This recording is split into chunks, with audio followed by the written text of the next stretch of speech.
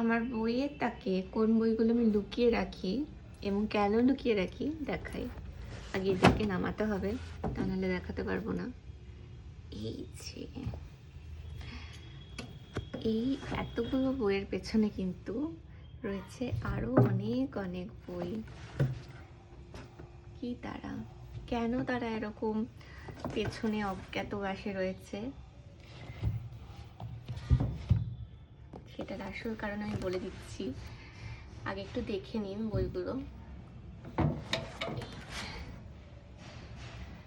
এই সমস্ত বইগুলো এই পেছনে থাকার একটা মাত্র কারণ হচ্ছে এগুলো আমার পড়া হয়ে গেছে।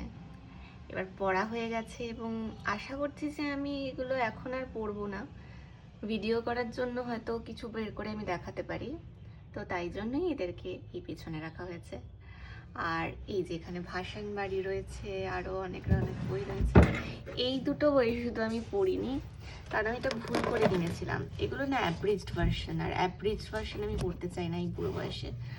আর এই যে এই বইটা আর আমলার মন, এই দুটো আমার পড়া হয়নি। ইনফ্যাক্ট আমলার মন যে আমার এখানেই রয়েছে, আমি এই বইটা খুঁজে যাচ্ছি, তো বই লুকিয়ে রাখার হচ্ছে এই সমস্যা।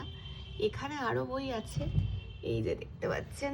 ওরে বাবারে, এই বইগুলো অবশ্য আমার পড়া নেই।